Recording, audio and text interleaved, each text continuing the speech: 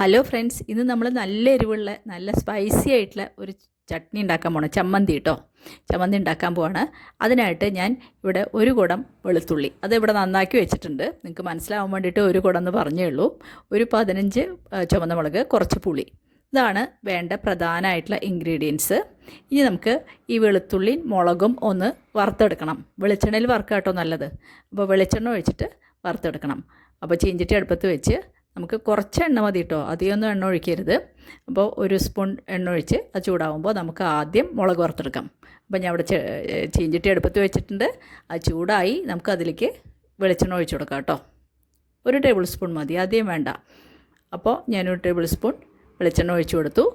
ഇനി നമുക്ക് അതിലേക്ക് ചുവന്ന മുളക് ഇട്ട് കൊടുത്ത് ഒന്ന് നന്നായിട്ട് മൂപ്പിച്ചെടുക്കണം. അത്രേ വേണ്ടൂ. അപ്പോൾ എണ്ണ ചൂടായിട്ടുണ്ട്.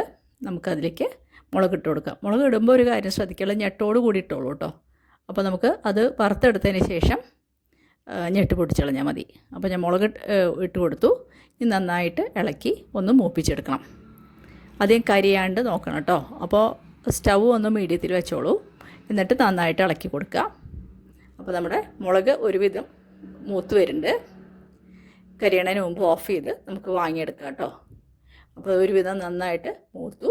ഇനി നമുക്ക് തീ കുറച്ചിട്ട് നമ്മുടെ മുളക് വാങ്ങാം. അപ്പം ആ മുളക് പ്ലേറ്റിലേക്ക് വാങ്ങിയെടുത്തു. ഇനി നമുക്ക് വെളുത്തുള്ളിയാണ് ഇട്ട് കൊടുക്കേണ്ടത്. ഇനി ഒന്ന് ഈ മുളകൊന്ന് തണുക്കട്ടെ, എന്നിട്ട് നമുക്ക് അതിൻ്റെ ഞെട്ട് പൊട്ടിച്ചളയാം കേട്ടോ.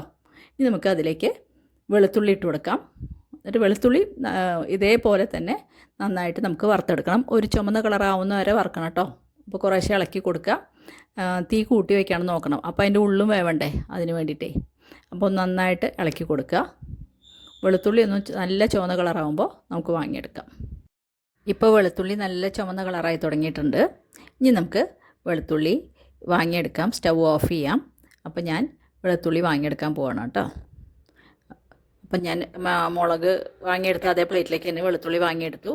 ഇനി മുളകിൻ്റെ ഞെട്ടൊക്കെ ഒന്ന് പൊട്ടിച്ച് കളഞ്ഞിട്ട് നമുക്ക് ചമ്മന്തി പൊടിച്ചെടുക്കാം. അപ്പോൾ മുളകിൻ്റെ ഞെട്ടൊക്കെ പൊട്ടിച്ചെടുത്തു. ഇത് നല്ല എരിവുള്ള ചമ്മന്തിയാണ് കേട്ടോ. അധികം ക്വാണ്ടിറ്റി ഒന്നും കഴിക്കാൻ പറ്റില്ല. ഇനി നമുക്ക് ആദ്യം മുളക് പൊടിച്ചെടുക്കാം കേട്ടോ. മുളക് മിക്സിയിലിട്ട് കൊടുത്തു. നമുക്ക് ആദ്യം മുളക് ഒന്ന് പൊടിച്ചിട്ട് വരാം.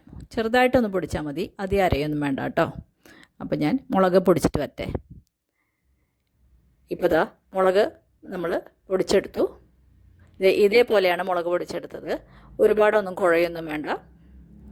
ഇങ്ങനെ ഒരു കറക്കം കറക്കിയാൽ മതി കേട്ടോ. ഇനി നമുക്ക് അതിലേക്ക് വെളുത്തുള്ളി ചേർത്ത് കൊടുക്കാം. അപ്പോൾ ഞാൻ വെളുത്തുള്ളി ചേർത്ത് കൊടുക്കട്ടെ. അരയ്ക്കുമ്പോൾ നമ്മൾ വെളുത്തുള്ളി ഇട്ട് അരയ്ക്കുമ്പോൾ വെള്ളമൊന്നും തീരെ ഒഴിക്കണ്ട, വെറുതെ ഒന്ന് ചതച്ചെടുത്താൽ മതി. അപ്പോൾ വെളുത്തുള്ളി ഇട്ട് കൊടുത്തു. ഇനി നമുക്ക് അതിലേക്ക് പുളിയാണ് ചേർത്ത് കൊടുക്കേണ്ടത്. പുളി നിങ്ങളുടെ ഇഷ്ടം പോലെ ചേർത്ത് കൊടുക്കുക. എന്ന് പറഞ്ഞാൽ കൂടുതൽ പുളി വേണ്ടവർക്ക് കുറച്ചും കൂടി ഇടാം. ഞാൻ കുറച്ച് പുളി ചേർക്കുന്നുള്ളൂ. പിന്നെ ഒരു ടീസ്പൂൺ ഉപ്പ് ചേർത്ത് കൊടുത്തു. ഇനി നമുക്ക് ഇതൊന്ന് ജസ്റ്റ് ഒന്ന് കറക്കി നോക്കുക. അപ്പോൾ ഉപ്പിൻ്റെ ടേസ്റ്റൊക്കെ നോക്കണം കേട്ടോ. അപ്പോൾ ഞാൻ ചമ്മന്തി പൊടിച്ചു കൊണ്ടു. ഇപ്പോൾ ഉപ്പിൻ്റെ ടേസ്റ്റോ പുളിയുടെ ടേസ്റ്റൊക്കെ നോക്കുക. ഞാനതൊരു പാത്രത്തിലേക്ക് ആക്കി. ഇവിടെ പാകമായിരുന്നു, ഉപ്പും പുളിയെല്ലാം നല്ല പാകമായിരുന്നു. അപ്പോൾ നിങ്ങൾക്ക് ഈ വീഡിയോ ഇഷ്ടമാണെങ്കിൽ ലൈക്ക് ചെയ്യാനും സബ്സ്ക്രൈബ് ചെയ്യാനൊന്നും മറന്നു പോകരുത്. ഇത് നമുക്ക് ഒരാഴ്ചയൊക്കെ പുറത്ത് തന്നെ അടച്ച് വെച്ച് സൂക്ഷിക്കാം കേട്ടോ. അപ്പോൾ ഡെയിലി ഒന്നും ചമ്മന്തി ഉണ്ടാക്കേണ്ട ആവശ്യം വരില്ല. എല്ലാവർക്കും ഇഷ്ടപ്പെട്ടാൽ കമൻറ്റ് ചെയ്യാൻ മറക്കരുത്.